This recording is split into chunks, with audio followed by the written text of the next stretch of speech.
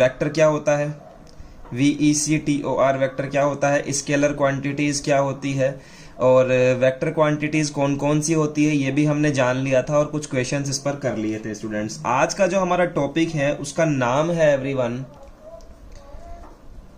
General form of a vector. किसी vector की general form क्या होती है वो बात करेंगे स्टूडेंट्स। देखिए जनरल फॉर्म का मतलब क्या है, सीधी सी बात है, जनरल फॉर्म का मतलब वो है जिस तरह से उसको लिखा जाता है। देखिए स्टूडेंट्स कोई भी वेक्टर होता है, सपोज दैट कि आपके पास में कोई वेक्टर है ए वेक्टर, तो उसको लिखा जाता है AI cap, BJ cap and CK cap. अब समझिए स्टूडेंट्स कि A B C क्या होते हैं स्टूडेंट्स। A कोऑर्डिनेट होता है x coordinate, A is equal to x coordinate, and इसके साथ जो I कैप लगा हुआ है, I कैप होता है in the direction of x direction के अंदर यूनिट वेक्टर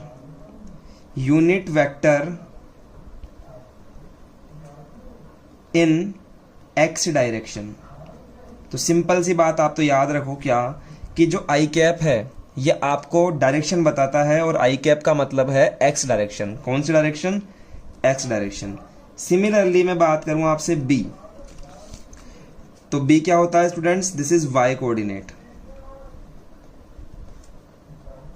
एंड जो इसके साथ है J कैप स्टूडेंट्स ये होता है यूनिट वेक्टर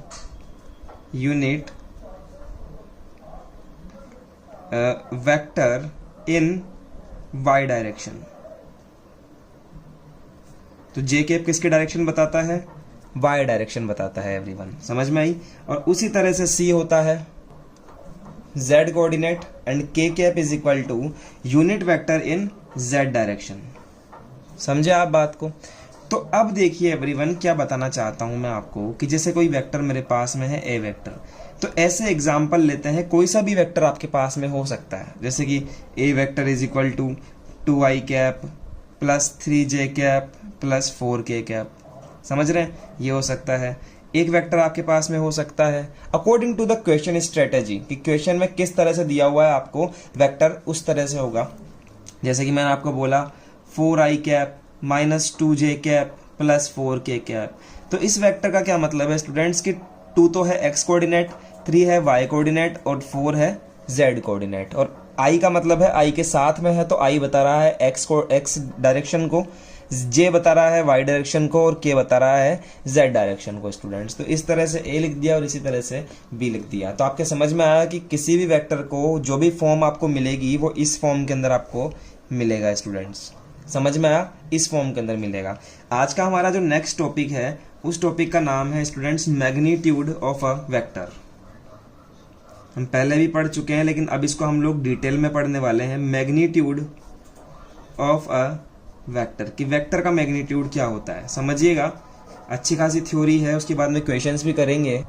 अगर कोई वेक्टर मेरे पास में है ए वेक्टर, क्या है स्टूडेंट्स, ए वेक्टर, ठीक है।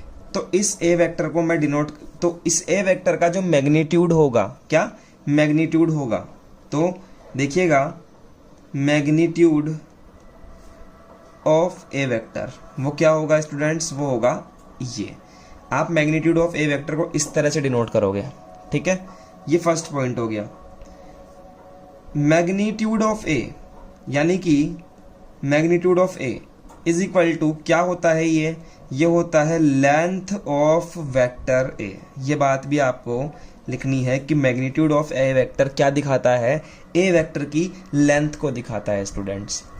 तीसरी बात ये कि मैग्नीट्यूड ऑफ ए वेक्टर जो है वो हमेशा 0 से बड़ा होगा, ठीक है, कभी छोटा नहीं हो सकता, क्योंकि students length always be positive, length always be positive. Length जो होती है किसी भी वेक्टर की वो हमेशा पॉजिटिव होती है, और मैग्नीट्यूड क्या दिखाता है, लेंथ को दिखाता है। तो लेंथ कभी भी 0 नहीं, मतलब 0 से छोटी नहीं हो सकती, नेगेटिव नहीं हो सकती। बट अगर स्टूडेंट्स आपको कहीं पर ये देखने को मिल जाए ऐसे, तो आप इस कंडीशन को बोलेंगे सेंसलेस।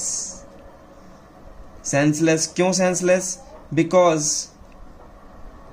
क्योंकि जो लेंथ है वो लेंथ कभी भी 0 से छोटी नहीं हो सकती, नेगेटिव नहीं हो सकती, बिकॉज लेंथ कांट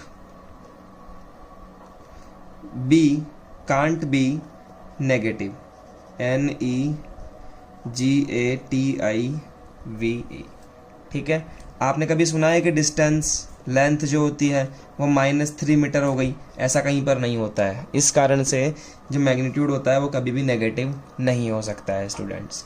ठीक है, अब हम सीखने जा रहे हैं इसी मैग्नीट्यूड के अंदर वे ऑफ फाइंडिंग मैग्नीट्यूड, कि मैग्नीट्यूड फाइंड कैसे किया जाता है एवरीवन, समझ रहे हैं? Way of finding the magnitude of a vector. Suppose कि आपके पास में कोई वेक्टर दिया जाता है students, A vector is equal to A1 i cap, A2 j cap और A3 k cap. A1 A2 A3 क्या है? x के कोऑर्डिनेट, y कोऑर्डिनेट और z कोऑर्डिनेट, समझ रहे हैं?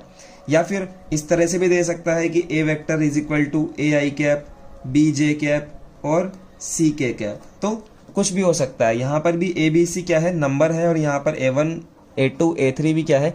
नंबर है।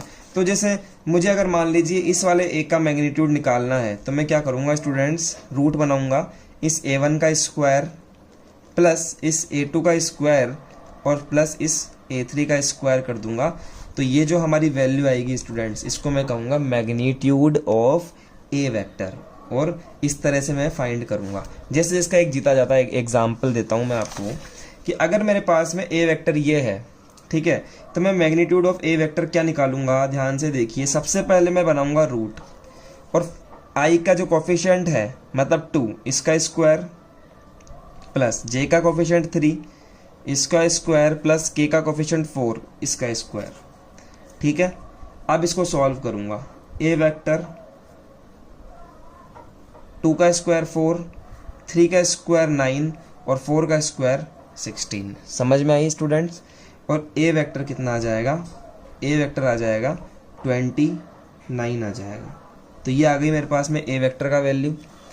अब यहाँ पर देखिए -2 किसका है? नेगेटिव का है। 2 किसका है? नेगेटिव का है। तो आप सोचोगे कई बार कि जो आपका मैग्नीट्यूड आएगा वो नेगेटिव आएगा, लेकिन मैंने क्या कहा था कि मैग्नीट्यूड कभी भी नेगेटिव नहीं आ सकता। ठीक है, ये देखिए कंडीशन। तो अगर मुझे इसका मैग्नीट्यूड निकालना है तो मैं इसको डिनोट करूँगा वेक्टर B से, 4 का स्क्वायर प्लस यहाँ पर देखिए -2 का स्क्वायर प्लस यहाँ पर 4 का स्क्वायर। तो क्या बनेगा? Vector B is equal to 4 square that is 16, this is 4 and this is also 16। Total करूँगा तो ये बन जाएगा 36 रूट में, और रूट का 36 क्या होता है स्टूडेंट्स? 6। आप आगे यूनिट लिख सकते हो, 6 यूनिट्स या फिर √29 यूनिट्स।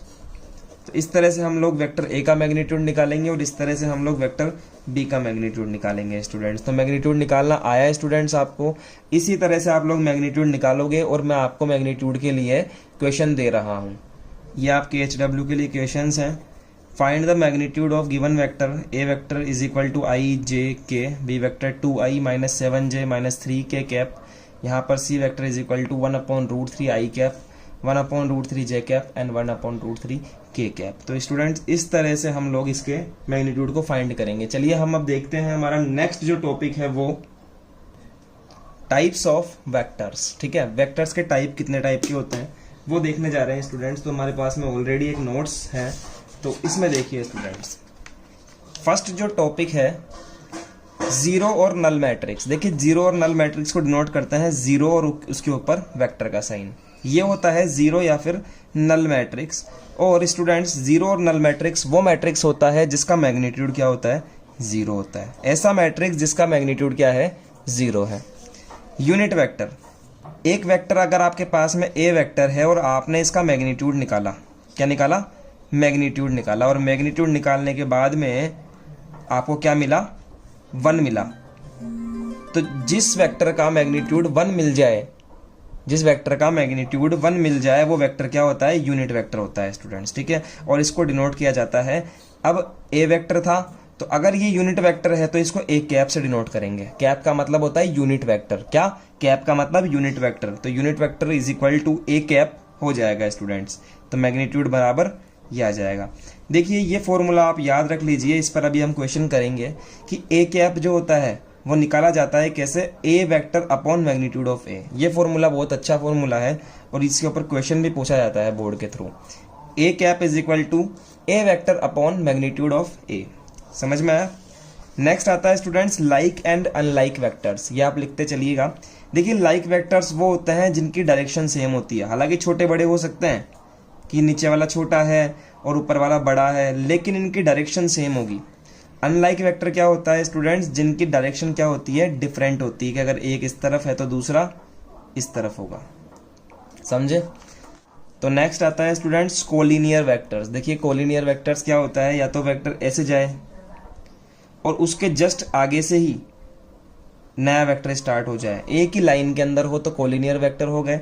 और पैरेलल वेक्टर वो होते हैं स्टूडेंट्स जो मतलब एक दूसरे के पैरेलल हो, इस टाइप से।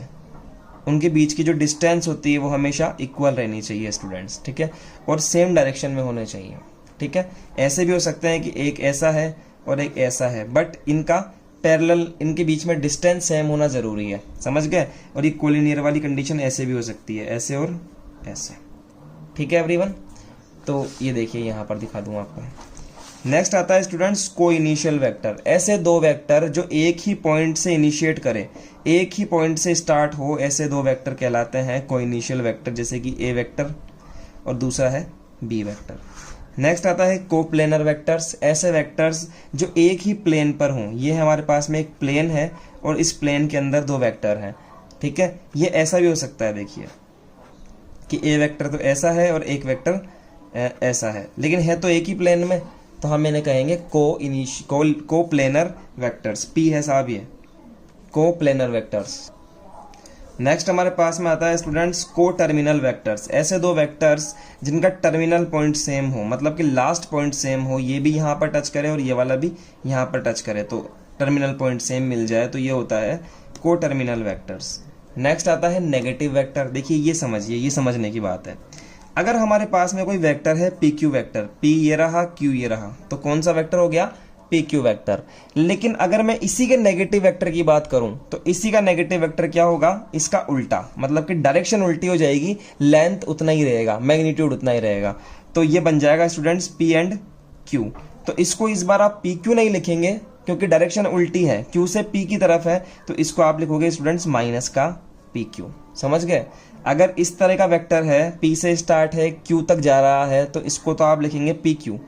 लेकिन अगर इसकी डायरेक्शन उल्टी हो जाए, इस तरफ से इसकी बजाय इस तरफ हो जाए, तो आप इसको पी क्यू नहीं लिख के बल्कि माइनस का पी क्यू लिखेंगे। ये बताना चाह रहे हैं आपको। तो आप यहां तक सीखिए स्टूडेंट्स। 8 टाइप के वेक्टर्स मैंने आपको बताए हैं, 8 टाइप्स के। आप इनको नोट भी कर लीजिए साथ के साथ, ठीक है।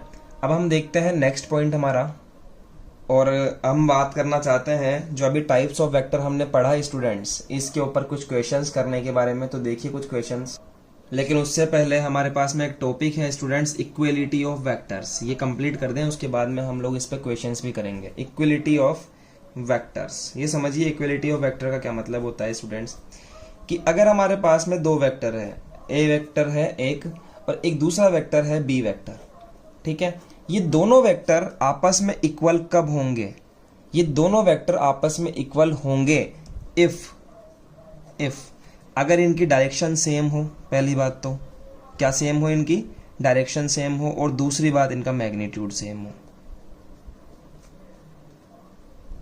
बस ये दोनों काम अगर हो जाते हैं तो कोई भी वेक्टर स्टूडेंट्स इक्वल होता है। जैसे कि एक एग्जांपल देके बताता हूं मैं आपको, कि जैसे ए वेक्टर है मेरे पास में 2i cap 4j cap plus 3k cap, और एक वेक्टर है स्टूडेंट्स बी वेक्टर भी 2i कैप 4j कैप और 3k कैप। देखिए स्टूडेंट्स, सबसे पहले तो बात करते हैं इनके मैग्नीट्यूड के बारे में। मैं पहले सेकंड पॉइंट की बात करता हूँ, मैग्नीट्यूड के बारे में। जब यहाँ पर ए वेक्टर है, उसका मैग्नीट्यूड अगर मैं निकालता हूँ तो 2 2 4, 4 4 16 एंड 3 का स्क्वायर 9। तो ए वेक्टर का मैग्नीट्यूड क्या आ जाएगा, 4 प्लस 16 प्लस 3 3 9। तो ए वेक्टर कितना आया एवरीवन, ए वेक्टर मेरे पास में आया 29। और सिमिलरली जैसे ही मैंने बी वेक्टर निकाला तो यहाँ पर भी मुझे 29 मिला। तो यस, मुझे इन दोनों का मैग्नीट्यूड तो क्या मिला स्टूडेंट्स, सेम मिल गया, ठीक है, मैग्नीट्यूड मुझे मिल गया सेम। अब मैं बात करूं इनकी डायरेक्शन के बारे में स्टूडेंट्स, तो देखिए जो डायरेक्शन ए की होनी चाहिए वही डायरेक्शन बी की होनी चाहिए। कैसे देखेंगे कि आई का कोफिशिएंट कितना है, 2 है, यहाँ भी आई का कोफिशिएंट 2 है, ठीक है, यहाँ पर जे का कोफिशिएंट 4 है, यहाँ भी जे का कोफिशिएंट 4 है, यहाँ पर के का कोफिशिएंट 3, यहाँ भी के का कोफिशिएंट 3। तो ये चीजें भी सेम होनी चाहिए। अगर ये चीजें तीनों दोनों वेक्टर में सेम है, इसका मतलब दोनों वेक्टर्स क्या है, इक्वल है। अगर मैं आपसे बात करूं स्टूडेंट्स इस टाइप का एक और एग्जांपल लेकर, तो यहां आप बोलोगे here direction is same of both vectors, hence A vector is equal to B vector. समझ गए बात को एवरीवन। अब देखिए जैसे एक एग्जांपल और लेता हूं आपके सामने कि ए वेक्टर तो मैंने ले लिया 2i cap 4j cap and minus का 4k कैप, ठीक है, एग्जाम्पल नंबर 2 है ये। दूसरा एग्जाम्पल लेता हूं 4i cap B vector minus का 2j कैप एंड प्लस का 4k कैप। अब स्टूडेंट्स ध्यान से देखिएगा, ए वेक्टर का मैग्नीट्यूड निकालता हूं तो 2 का स्क्वायर 4 का स्क्वायर प्लस माइनस 4 का स्क्वायर। ए वेक्टर का मैग्नीट्यूड तो मेरे पास में क्या आया, 4 प्लस 16 प्लस 16, तो ए वेक्टर का जो मैग्नीट्यूड है मेरे पास में आया 36, यानी कि ए वेक्टर इज इक्वल टू 6। समझ में आया, ए वेक्टर का मैग्नीट्यूड मेरे पास में आया 6। और वहीं स्टूडेंट्स अगर मैं बात करूं बी वेक्टर के मैग्नीट्यूड के बारे में, तो रूट में 4 का स्क्वायर प्लस माइनस 2 का स्क्वायर प्लस 4 का स्क्वायर, तो बी वेक्टर का जो मैग्नीट्यूड आएगा वो भी स्टूडेंट्स 4 4 16 एंड 4 कितना आया, 36 आया। तो बी वेक्टर का मैग्नीट्यूड भी कितना आया, यहाँ पर 6 आया। यानी कि ए वेक्टर का मैग्नीट्यूड और बी वेक्टर का मैग्नीट्यूड क्या आया स्टूडेंट्स, सेम आया, यानी कि मैग्नीट्यूड तो सेम आ गया। अब हम देखेंगे इसकी डायरेक्शन, तो डायरेक्शन पे फोकस करो एक बार। यहाँ पर ए की डायरेक्शन क्या है, ए की डायरेक्शन क्या है देखिए, मतलब ए के अंदर एक्स की डायरेक्शन, आई कैप का कोफिशिएंट क्या है 4, यहाँ क्या है, सॉरी यहाँ पर क्या है 2, यहाँ पर है 4, यहाँ पर है 4, यहाँ है -2, यहाँ पर है 4 माइनस का और यहाँ पर है +4। तो इनको बोलते हैं स्टूडेंट स्केलर कंपोनेंट्स। क्या बोलते हैं इसको, स्केलर कंपोनेंट्स बोलते हैं। और आई जे के को क्या बोलते हैं, वेक्टर कंपोनेंट्स। किसके, एक्स एक्सिस का वेक्टर कंपोनेंट आई कैप है और जे कैप क्या है, वाई एक्सिस का वेक्टर कंपोनेंट। तो मैं बोलूंगा students here the scalar components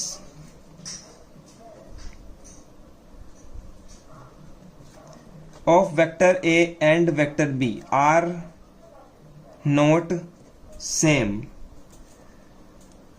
hence इसीलिए A vector is not equal to B vector। ऐसे भी लिख सकते हैं hence the direction is not same, direction is not same. तो स्टूडेंट्स इस तरह से क्या है कि आपके जो वेक्टर्स हैं वो इक्वल नहीं होंगे। अब समझ में आया आपके कि मतलब पूरी तरह से सेम होने चाहिए। ये स्केलर कंपोनेंट्स है, आई का कोफिशिएंट इधर जे आई का कोफिशिएंट दोनों सेम होना चाहिए, तभी जाकर आप क्या कहेंगे कि ये इक्वल वेक्टर्स हैं। इस पर क्वेश्चन किस तरह से और पूछता है वो बताता हूं मैं आपको अब।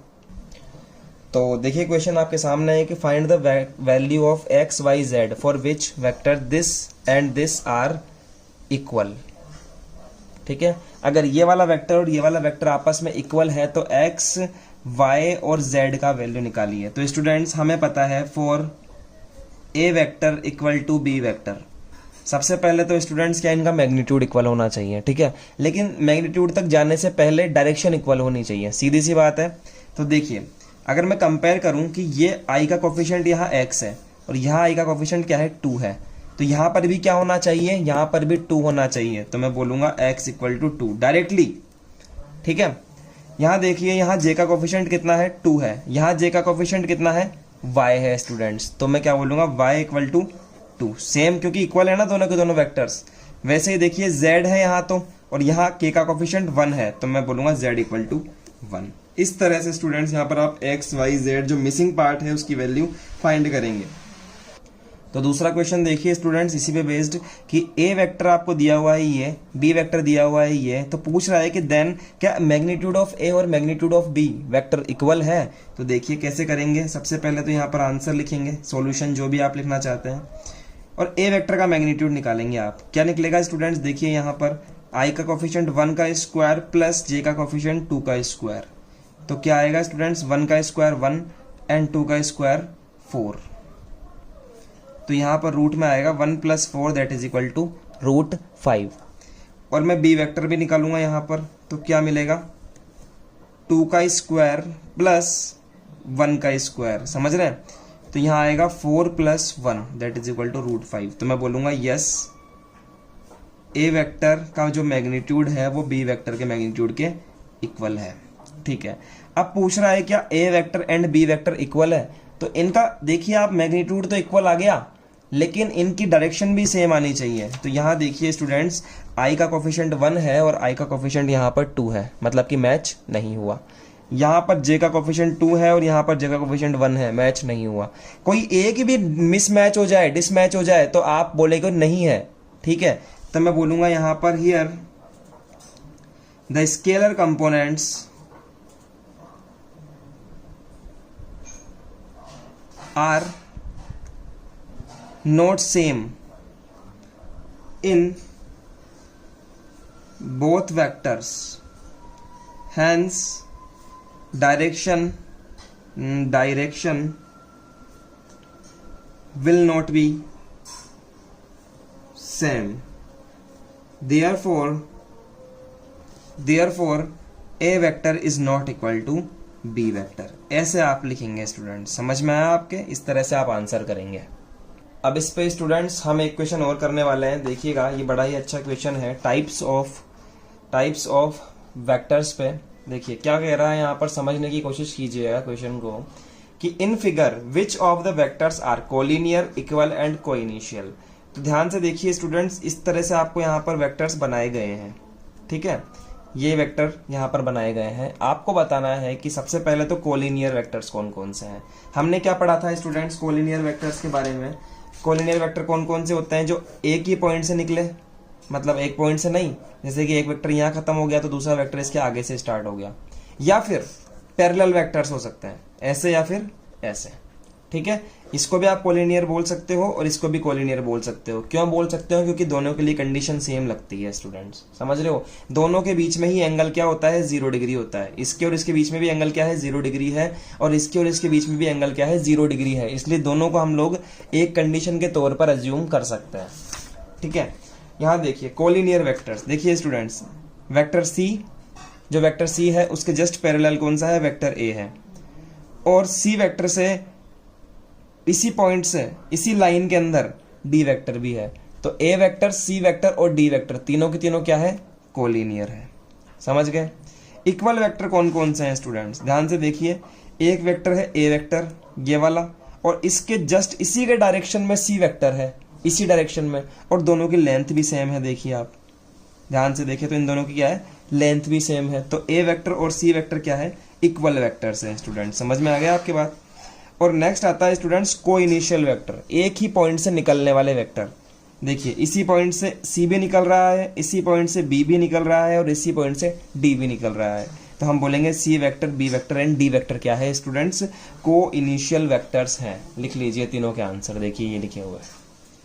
ठीक है, यहां मैंने आंसर को छुपा दिया है। और अब मैं आपसे पूछना चाह रहा हूं जो क्वेश्चन है कि इन फिगर स्क्वायर, ये फिगर आपको दिया हुआ है और फिगर का नाम है square. Identify the following vector. सबसे पहले हमें कोइनिशियल वेक्टर्स को फाइंड करना है जो एक ही पॉइंट से निकल रहे हैं स्टूडेंट्स, समझ रहे हैं। तो देखिए वेक्टर ए और वेक्टर डी दोनों के दोनों एक ही पॉइंट से निकल रहे हैं, तो कोइनिशियल वेक्टर कौन सा हो गया, ए वेक्टर एंड डी वेक्टर। ठीक है, अब बात करते हैं इक्वल वेक्टर्स के बारे में, जिनकी डायरेक्शन भी सेम हो और उनका मैग्नीट्यूड भी सेम हो। तो देखिए ए वेक्टर इस डायरेक्शन के अंदर है, और क्योंकि ये स्क्वायर है तो इसका मतलब इसकी जितनी लेंथ होगी ए वेक्टर की, उतनी ही सी वेक्टर की लेंथ होगी स्टूडेंट्स। लेकिन ए वेक्टर की डायरेक्शन सेम और सी वेक्टर की डायरेक्शन सेम नहीं है, तो इसका मतलब ये इक्वल नहीं होंगे। वहीं बात करें बी वेक्टर की, तो देखिए बी वेक्टर की डायरेक्शन नीचे की तरफ और डी वेक्टर की भी डायरेक्शन नीचे की तरफ, स्क्वायर की साइड से, तो डी वेक्टर और बी वेक्टर भी आपस में इक्वल होंगे। तो बी वेक्टर और डी वेक्टर क्या है स्टूडेंट्स, आपस में इक्वल वेक्टर्स हैं। तीसरी बात करें collinear but not equal, collinear होने चाहिए, एक ही लाइन में होने चाहिए लेकिन इक्वल नहीं है, वो वाले देखो आप, ठीक है। तो देखिए वेक्टर ए और वेक्टर सी, वेक्टर ए और वेक्टर सी एक दूसरे से पैरेलल भी बोल सकते हो या फिर इनको आप कोलिनियर भी बोल सकते हो, ठीक है एवरीवन, कोलिनियर या फिर पैरेलल बोल सकते हो। तो देखिए ये दोनों वेक्टर आपस में कोलिनियर है, लेकिन स्टूडेंट्स ये दोनों इक्वल नहीं है क्योंकि इसकी डायरेक्शन क्या है, इस तरफ है और इसकी डायरेक्शन इस तरफ है, ठीक है। तो A vector and C vector, ये लीजिए आंसर आप लिख सकते हैं आराम से। A and C are collinear but not equal vectors because different direction. तो ये इस तरह से क्वेश्चन करेंगे स्टूडेंट्स। अब आप इस पे और कुछ क्वेश्चंस देखते हैं। देखिए अभी थोड़ी देर पहले हमने एक वेक्टर पढ़ा था स्टूडेंट जिसका नाम है यूनिट वेक्टर, और मैंने कहा था कैसे निकाला जाता है, ए vector upon magnitude of A vector. और इसके लिए मैंने आपसे एक बात कही थी कि इसको याद रख लो, आप इसको आप याद रख लो ताकि ये हमारे काम आएगा अभी अभी, ठीक है। तो स्टूडेंट्स इस पे क्वेश्चन किस तरह से आता है वो देखिए, find the unit vector in the direction of A vector is equal to 2i cap plus 3j cap plus k cap. इस तरह से क्वेश्चन आता है स्टूडेंट्स कि इस वाले वेक्टर की डायरेक्शन में यूनिट वेक्टर फाइंड कीजिए।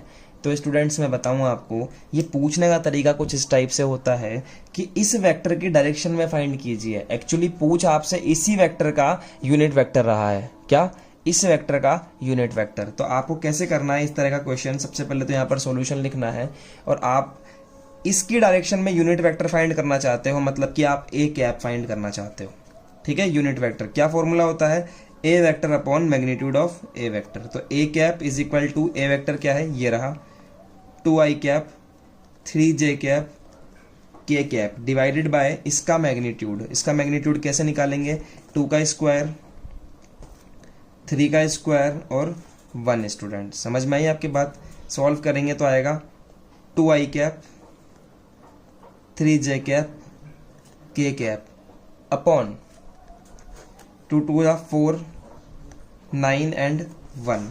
तो a कैप क्या आ जाएगा एवरीवन, ए कैप आ जाएगा 2i cap plus 3j cap plus k cap divided bye 10 plus 4 this is 14।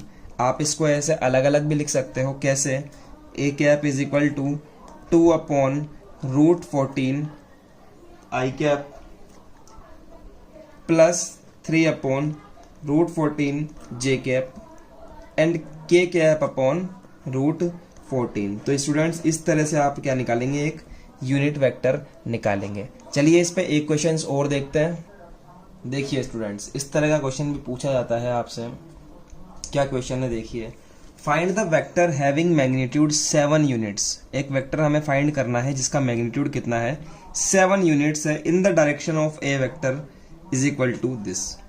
इस वेक्टर के डायरेक्शन में हमें एक वेक्टर फाइंड करना है जिसका जो मैग्नीट्यूड है वो 7 यूनिट्स है। अब दिमाग लगाइए स्टूडेंट्स, एक छोटा सा आपको बात बोलना चाहता हूं। इस वेक्टर की डायरेक्शन में यूनिट वेक्टर तो निकालना सीख लिया हमने कि किसी भी वेक्टर की डायरेक्शन में यूनिट वेक्टर हम निकालें, और यूनिट वेक्टर हम निकालते हैं तो उसका मैग्नीट्यूड कितना होता है, 1 होता है स्टूडेंट्स। तो हम ऐसा कर सकते हैं ना कि पहले हम यूनिट वेक्टर निकाल लें और यूनिट वेक्टर का मैग्नीट्यूड कितना होगा, 1 होगा, तो उसको मल्टीप्लाई बाय 7 कर देंगे तो हमें मिल जाएगा हमारे रिक्वायर्ड जो हमें चाहिए। समझ रहे हैं? तो मैं क्या बोलूँगा, समझिए, unit vector in the direction of A vector. इस वेक्टर की डायरेक्शन के अंदर यूनिट वेक्टर क्या आएगा, a cap is equal to A vector divided by magnitude of A vector. तो a cap is equal to A vector i cap minus 2j cap divided by magnitude कैसे निकालेंगे, आई के 1 का square plus minus 2 का square. तो क्या बनेगा, i cap minus 2j cap divided by 1 plus 4। A cap is equal to i cap minus 2j cap divided by 5 root के अंदर। और स्टूडेंट्स इसको मैं ऐसे भी लिख सकता हूँ, a cap is equal to i cap upon √5 minus 2/√5, यहाँ पर आएगा जे कैप। समझ में आया स्टूडेंट्स? तो इस तरह से हम लोग यहाँ पर करेंगे। अब हमें कितना मैग्नीट्यूड चाहिए?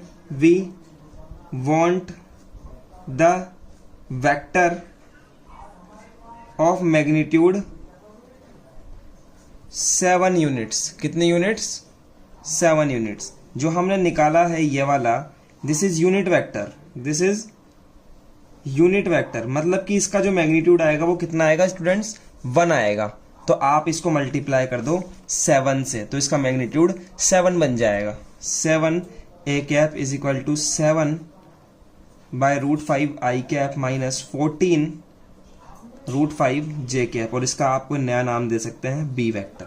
ठीक है, तो B vector is equal to, ये लिख दीजिए 7/√5 आई कैप माइनस 14/√5 जे कैप, डब्बे में बंद करो, स्टार लगाओ, this is our required answer. इस तरह का क्वेश्चन स्टूडेंट्स पूछा जाता है बोर्ड एग्जाम्स वगैरह में। अब एक क्वेश्चन आपसे थोड़ा सा घुमा के पूछ ले तो देखिए कैसे करते हैं। क्वेश्चन है find the unit vector in the direction of addition of vector this and this. इन दोनों वेक्टर के एडिशन के अलोंग हमें यूनिट वेक्टर निकालना है स्टूडेंट्स। तो इन दोनों का एडिशन निकालेंगे सबसे पहले, तो A vector plus B vector. कैसे निकालेंगे? देखिए एडिशन सिंपल होता है, आई वाले में आई का ऐड करेंगे, जे वाले में जे का ऐड करेंगे, और के वाले में के का ऐड करेंगे स्टूडेंट्स। कैसे ऐड होता है? 2 + 2 4 आई cap, 2 + 1 3 J cap, and -5 + 3 minus का 2 के कैप। समझ में आया किस तरह से ऐड किया है? अब ये जो वेक्टर हमारे पास में आया है इसके अलोंग यूनिट वेक्टर निकालना है स्टूडेंट्स। सपोज कि मैं इसको मान लेता हूं कोई वेक्टर सी वेक्टर, सपोज मान लिया इसको c vector. Let a plus v vector is equal to C vector मान लिया, यहां से हटा दीजिए। तो क्या हो जाएगा? सी वेक्टर मिलेगा मुझे ये वाला वेक्टर 4 आई cap plus 3 J cap minus 2 K cap मिला है स्टूडेंट्स। इस वेक्टर के अलोंग यूनिट वेक्टर चाहिए, तो कैसे निकालूंगा? C cap is equal to C vector divided by C vector का मैग्नीट्यूड। कैसे निकलेगा? C cap is equal to, पहले तो ऊपर की तरफ वेक्टर लिख दीजिए 4 आई कैप 3 जे कैप माइनस का 2 K cap divided by magnitude of 4 का स्क्वायर 3 का स्क्वायर एंड -2 का स्क्वायर। तो C cap is equal to 4 I cap 3 J cap minus 2 K cap divided by 4 4 16 16 + 9 25 and this is 2, this is 29 students. तो यहाँ आ जाएगा root में 29। अब इसको आप अलग अलग भी लिख सकते हैं कुछ इस टाइप से, 4 आई cap divided by √29 3/√29 j cap minus 2/√29 k cap. तो सी कैप की वैल्यू आ गई स्टूडेंट्स ये, समझे आप? इस तरह से आप इसकी वैल्यू को निकालेंगे स्टूडेंट्स। इस तरह का क्वेश्चन पूछा जाता है यूनिट वेक्टर के ऊपर। तो यस स्टूडेंट्स, इस वाले लेक्चर के अंदर हमने इक्वल वेक्टर्स के ऊपर क्वेश्चन कर लिया है। इस वाले लेक्चर के अंदर हमने यूनिट वेक्टर के ऊपर क्वेश्चन कर लिया है, और स्टूडेंट्स हमने कोलिनियर, इक्वल, कोइनिशियल वेक्टर के ऊपर सब पे हमने इक्वेशन कर लिया है।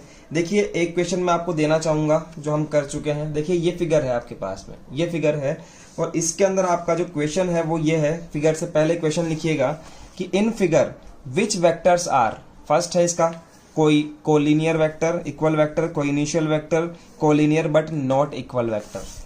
इस वाले में आपको फाइंड करना है, ठीक है? ये क्वेश्चन मैंने आपको बता दिया है स्टूडेंट्स, ठीक है? दूसरी बात, एक क्वेश्चन मेरे पास में ये है, देखिए, answer the following as true और फॉल्स, ठीक है? हम डिस्कस करेंगे नेक्स्ट वाले लेक्चर में इसको, ट्रू फॉल्स वाले को। तो इनको आप लिख लीजिए कि कौन सा ट्रू होगा और कौन सी कंडीशन फॉल्स होगी। ये वाली कंडीशन हमको लिखनी है। दूसरी बात स्टूडेंट्स, हमने आज सीख लिया इक्वल वेक्टर्स के बारे में कि इक्वल वेक्टर क्या होते हैं। तो लीजिए आप क्वेश्चन इक्वल वेक्टर के ऊपर मैं आपको दे रहा हूं, एनसीईआरटी पे बेस्ड क्वेश्चन है। ये कुछ क्वेश्चंस हैं, आप करिए इन क्वेश्चंस को इक्वल वेक्टर पे बेस्ड। और स्टूडेंट्स जो हमने आज ये वाला सीखा है, यूनिट वेक्टर जो हमने सीखा है, इस पर भी मैं आपको कुछ क्वेश्चंस दे रहा हूं। ये देखिए, ये रहा है आपके स्क्रीन पर यूनिट वेक्टर पे बेस्ड क्वेश्चन, ताकि आप इनको भी कर सकें स्टूडेंट्स। ठीक है, तो चलिए स्टूडेंट्स इनको करिए आप। मिलते हैं आपसे नेक्स्ट लेक्चर में। आज के लिए इतना ही और करेंगे इसके आगे की बात। आज के लिए ऑल द बेस्ट स्टूडेंट्स।